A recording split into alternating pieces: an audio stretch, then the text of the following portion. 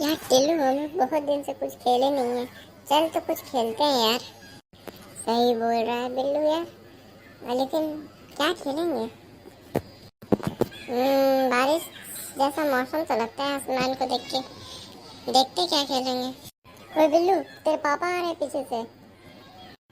अबे यार, ये क्या हो गया? चल ठीक है यार, चल। देख। अरे टिल्लू और बिल्लू, तुम लोग यहाँ क्या कर रहे हो? देखो बारिश जैसा मौसम होने वाला है। अंकल, आज के बारिश जैसे मौसम में हमें कोई नई कविता सुनने का बहुत मन है। क्या आपके हिंदी में कोई नई कविता है बारिश से रिलेटेड? कविता तो है। चलो आज तुम्हें मैं कविता चलो सुनाता हूँ, लेकिन चलो पहले हम लोग घर चलते हैं। देखो, हम लोग आ चुके हैं। आज हम लोग जानने वाले हैं कि इस जल प्रलय में जो हमारे लेखक हैं रेणुनाथ, उनके साथ पटना में 1975 में क्या हुआ था। ओए अंकल, लेकिन हम तो 1975 में पैदा ही नहीं हुए थे, तो हमें कैसे पता चला?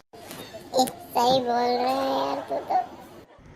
चुप करो तुम लोग, हम लोग को कविता सुनाने वाले हैं। चलो, आज हम लोग रेणु जी की कविताएं सुनेंगे। तो रेणु जी ये कविताएं इस जल प्रलय में इस कविताएं का नाम है। इस कविताएं में रेणु जी ये कहते हैं कि पटना की विनाशाली बाढ़ का आंखों देखा हाल सुनाया है। अरे, जब रेणु जी के यहाँ पे पटना में बाढ़ आया था तो भागे क्यों नहीं अंकल? अब आप बेवकूफ इंसान, वो भागते तो कविता क्यों लिखते हैं ये? सही बोल रहा है टिल्लू। उस समय के लोग के पास ना तो टीवी था, ना कोई और मनोरंजन करने की सुविधाएं थी सिवाय किताबों के। तो इस कविता में वो ये कहते हैं कि जब उनके यहाँ पे बाढ़ आया था, तब उन्होंने कविताएं के लिए एक कविता पढ़ने के लिए अंग्रेजी और हिंदी पुस्तकों का इस्तेमाल किया ताकि वो अपना मनोरंजन कर सके। पापा, पापा क्या भले पुस्तक एक मनोरंजन का साधन हो सकता है?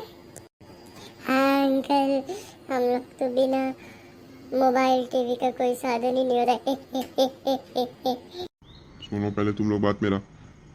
वो लोग का जो जिंदगी था, वहाँ पे बहुत वो लोग कष्ट से जी रहे थे। जब उन्हें ये बात पता चला, जो हमारे लेखक है, कि उनके यहाँ बाढ़ आने वाला है, तो उन्होंने अपनी पत्नी यानी अपनी श्रीमती से पूछा कि पत्नी में तुम लोग को हंसी बहुत आता है, शांति से बैठे जाओ, आगे बात सुनो। उन्होंने अपनी पत्नी से पूछा कि घर में आग के लिए माचिस है कि नहीं, मोमबत्ती है कि नहीं, गैस है कि नहीं, जिसको हम लोग ईंधन भी बोलते हैं, और कुछ भोजन वोजन का सामान सब है कि नहीं।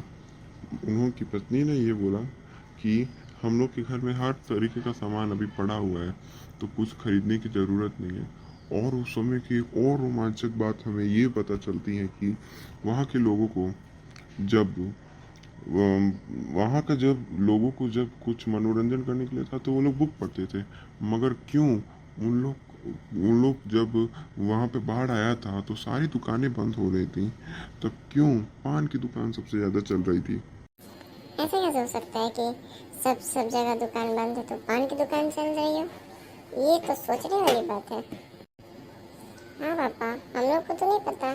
आप बता दीजिए ना, क्यों बंद रहती थी, क्यों चलती रहती थी? पान तो मैंने कभी खाया ही नहीं है अंकल, तो मुझे क्या पता। अब सुनो मेरे बातें। जब वहाँ के लोगों को, क्योंकि वहाँ पे देखो बाढ़ आने के चक्कर में क्या होता था कि वहाँ पे लोग को मनोरंजन नहीं हो पाता था, सिर्फ एक किताबें पढ़ पढ़ के आज मनोरंजन कर सकते थे। दूसरी बात यह है कि वहाँ पे लोग जो है पान की दुकान का बिक्री इसलिए ज़्यादा बढ़ जाता था क्योंकि लोग वहाँ पे एक जगह मिलते थे, बाढ़ की अलग अलग तरीके की बातें करते थे, जिससे उनका मन भी लगता था और उन्हें बाहर की सूची भी मिलती रहती थी। पापा, लगता है बाहर बारिश बंद हो गई, चलते हैं बाहर ही हम लोग। आप क्या बोलते हैं? ठीक है बच्चों, चलो बाहर ही चलते हैं और इस अपनी कहानी को आगे बढ़ाया जाए। पापा, बाहर का मौसम बहुत अच्छा किया है। अब आप अपनी कहानी सुना सकते हैं। वहाँ पे कुछ और भी लोग थे जो पटना में बाहर आने के खुश हो रहे थे। पता है वो लोग कौन थे? बताइए जरा, बाढ़ आने पे भी लोग खुशी होते हैं।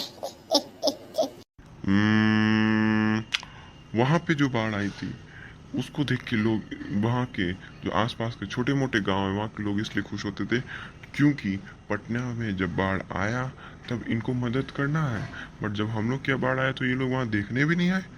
ऐसा पटना वालों को किस बात का घमंड है? इसलिए हम भी उनका इस बार मदद नहीं करेंगे। पटनिया को उससे भी बोलते थे। वहाँ का जीवन इतना कष्टमय था कि लोग एक दूसरे से उम्मीदें मांगते थे, एक दूसरे से मदद मांगते थे अपनी ज़िंदगी काटने के लिए। मगर ऐसा हुआ कि जो लेखक, जो हमारे रेणु जी हैं, उनके यहाँ बाढ़ आई ही नहीं। मतलब उनके यहाँ पे बाढ़ आई नहीं, बाकी सब जगह बाढ़ आई, इनके आई नहीं। तो ये उनके लिए एक हैप्पी स्टोरी था। इससे तुम लोग क्या समझते हो? बाढ़ एक कैसी आपदा है? क्या बाढ़ आना जरूरी है, या बाढ़ नहीं आए तो भी हम लोग रह एक तरीके से बाढ़ एक, पापा बोले इंग्लिश में, तो एक नेचुरल डिजास्टर है जो कि मुझे भी नहीं पता कि आना ज़रूरी है कि नहीं, मगर बाढ़ जब आती है तो अपने साथ जो पानी चली जाती है उसको अपने साथ ले आती है।